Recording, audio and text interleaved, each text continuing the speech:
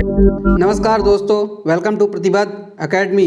आशा करता हूँ आप सब बहुत अच्छे होंगे।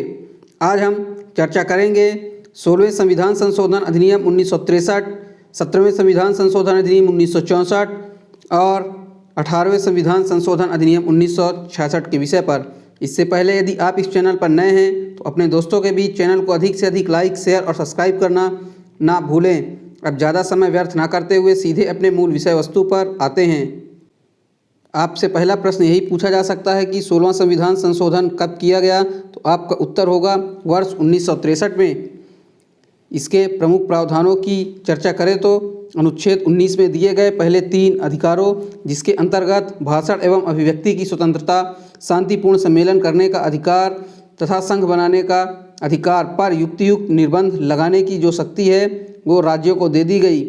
इसके अन्य प्रावधानों में तीसरी अनुसूची में विभिन्न पदाधिकारियों द्वारा ली जाने वाली शर्तों में संशोधन कर यह जोड़ा गया कि वे भारत की एकता और अखंडता की रक्षा करने के लिए वचनबद्ध होंगे। यदि आपसे प्रश्न पूछ ले किस संविधान संशोधन अधिनियम के द्वारा अनुच्छेद 19 के पहले 3 अधिकारों भाषण एवं अभिव्यक्ति की स्वतंत्रता, शांतिपूर्ण सम्मेलन करने का अधिकार और संघ बनाने का अधिकार में युक्तियुक्त निर्बंध लगाने की शक्ति राज्यों को दे दी गई, तो आपका उत्तर होना चाहिए 16वें संविधान संशोधन अधिनियम 1963 के द्वारा। आगे देखते हैं 17वां संविधान संशोधन अधिनियम जो कि वर्ष 1964 में किया गया।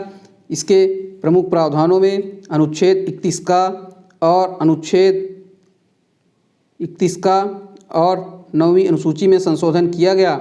इसका उद्देश्य केरल और मद्रास राज्य द्वारा पारित भूमि सुधार अधिनियमों को संवैधानिक संरक्षण प्रदान करना है।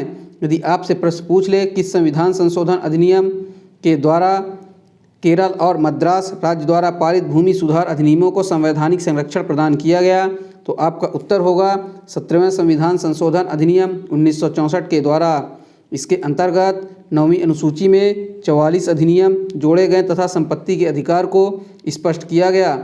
आपसे प्रश्न इस प्रकार भी पूछा जा सकता है कि किस संविधान संशोधन अधिनियम द्वारा 9वीं अनुसूची में 44 अधिनियम जोड़े गए, तो आपका उत्तर होगा 17वां संविधान संशोधन अधिनियम 1964। आगे देखते हैं 18वां संविधान संशोधन अधिनियम जो कि वर्ष 1966 में किया गया।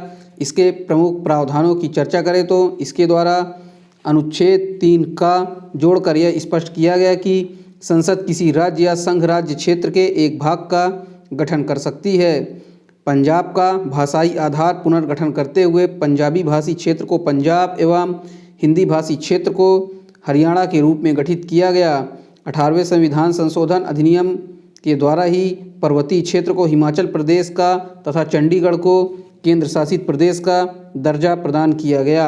आपसे प्रश्न पूछ ले कि किस संविधान संशोधन अधिनियम के द्वारा हिमाचल प्रदेश तथा चंडीगढ़ को केंद्र शासित प्रदेश का दर्जा प्रदान किया गया, तो आपका उत्तर होगा 18वां संविधान संशोधन अधिनियम 1966 के द्वारा।